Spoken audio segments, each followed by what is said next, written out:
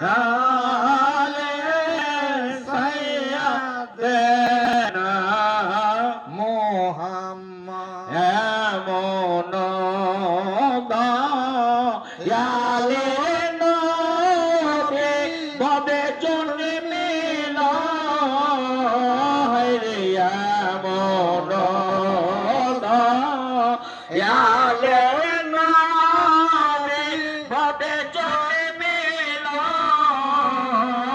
রে জন্ম লয়া উম্মত বলে কান্দিল রে জন্ম লয়া উম্মত বলে কান্দিল আল্লাহুম্মা সাল্লি আলা মুহাম্মাদ ওয়া আলা আলি সাইয়্যিদিনা মুহাম্মাদ ওয়া আলা আলি সাইয়্যিদিনা মোহাম্মদ শামেশের দোহা বাদের দোজা মুহাম্মদ শামেশের দোহা বাদের দোজা মুহাম্মদ সদরের আমিন নূর আল্লাহ মোহাম্মদ সদরের আমিন নূর আল্লাহ মোহাম্মদ আল্লাহুম্মা সাল্লি আলা মুহাম্মাদ ওয়া আলা আলি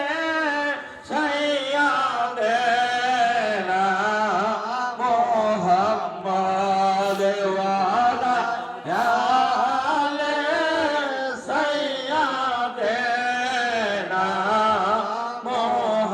মুহাম্মাদ আল্লাহ আল্লাহ আল্লাহু লা ইলাহা ইল্লাহু আমার আল্লাহ আল্লাহ আল্লাহু লা ইলাহা ইল্লাহু এই জীবন জয়বান দিলাম মুর্শিদ বাবার পায় জীবন জয়বান দিলাম মুর্শিদ বাবার পায় হায় মুর্শিদ যদি করে দয়া মুর্শিদ যদি করে দয়া হইবে উপায় নবীজি আল্লাহ আল্লাহ আল্লাহু লা ইলাহা ইল্লাহু আমার আল্লাহ আল্লাহ আল্লাহু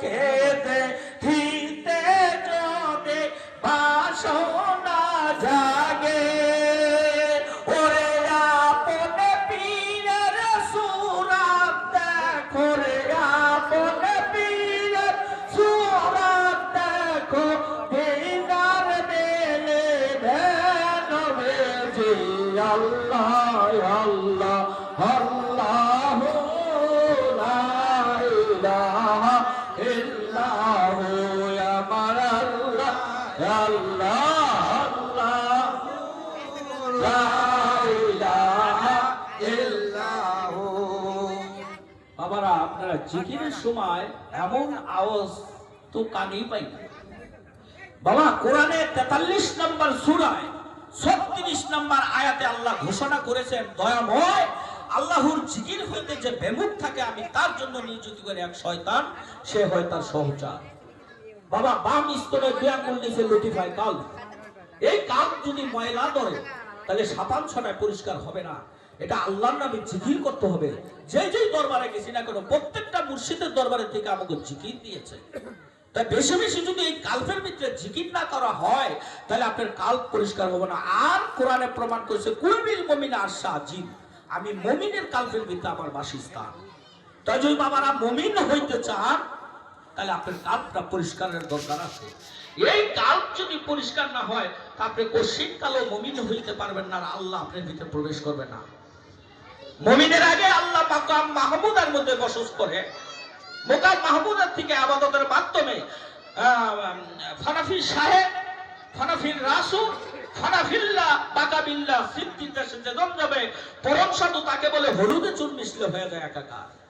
যদি ফানাফিল্লার দেশে যান, নিজের অস্তিত্বকে বিলীন করে জিকির করবেন, দুনিয়ার খেয়াল আপনার থাকবো না। দুনিয়ার জিকির করতে করতে এমন স্তরে পয়সা দিতে হবে ফানাফিল্লার দেশে যে মানুষ আমাকে দেখা পাগল বলে, এমন ভাবে জিকির করেন। জিকিরের সময় বাবা সাউন্ডই পাই না কানে। আরে এমনি তো কত চিল্লি আমরা করি, কিন্তু আল্লাহর যে জিকির, আল্লাহ রাসূলের জিকির, মাহফিল শব্দের অর্থ কি? মাহফিলের মূল মাহিত্যটাই হইল জিকির, মিলাদ, আমার রাসূলের কিয়াম। যাকে সৃষ্টি না করলে কুল কায়নাত কিছুই সৃষ্টি করতো না আল্লাহ। সেই রাসূলের লগে যদি সম্পর্ক আমাদের না হয়, এই দুনিয়ার মধ্যে আমরা চিন্তা না যাইতাম তা হায়শরের পাটাতে আমরা কিভাবে ওই 3 কথার জবাব দিন কবরে, মান রাব্বুকা মান দিনুকা মান রাসূলুকা, কিভাবে বলবো? আমরা রাসূলের সাথে যদি আমার পরিচয় না থাকে, এখানে অনেক মানুষ আমারে চিনল, আমি আগে চিনলাম, হ্যাঁ পরে কইতে পারবো আমি চিনি। আর যদি রাসূলকে আমরা দুনিয়ার মধ্যে চিন্তা না সেটা মৃত্যুর পরে এই কথার জবাব কিভাবে দিব? তাই আমাদের বেশি বেশি রাত 3টা বাজে উঠা তাহাজ্জুদের পরে আল্লাহর নামে বসে জিকির করতে হবে। এমন জিকির করতে করতে সময় 18,000 মখলুকাত সব ঘুমায়। তো মুর্শিদের দিকে খেয়াল করে আমরা জিকির করব, এমন জিকির করব, জিকিরের সময় যদি আমরা অন্য ধ্যান খেয়াল আমাদের ভিতরে না আসে, দুনিয়ার মোহ থেকে বেরিয়ে যেতে হবে। দুনিয়ার যে মোহ, এই মোহ থেকে আমরা বের হয়ে যেতে হবে জিকিরের সময়। আমরা জিকিরের সময় মুর্শিদের ওই নুরানি মুখখানা খেয়াল করে জিকির করব, তাইলে দেখবেন আপনি দুনিয়া মোহ থেকে বাইরে আসতে পারবেন। নাইলে কিন্তু মোহতে টাইনা ধরবো। আর জিকিরের এত মাহাত্ম্য, জিকির শব্দের এত স্মরণ সংযোগ, তার ভিতরে সংযোগ হয়ে গেল কার সাথে? মাওলার সাথে। মাওলাকে আপনি দেখতে পাবেন। খালাকাল আদমা সূরা, কোরআন বলছে খালাকাল আদমা সূরা, তোমার শাহরগের অতি নিকটে। আল্লাহ বলেন এই কোরআনে শাহরগের অতি নিকটে খালাকাল আদমা সূরা।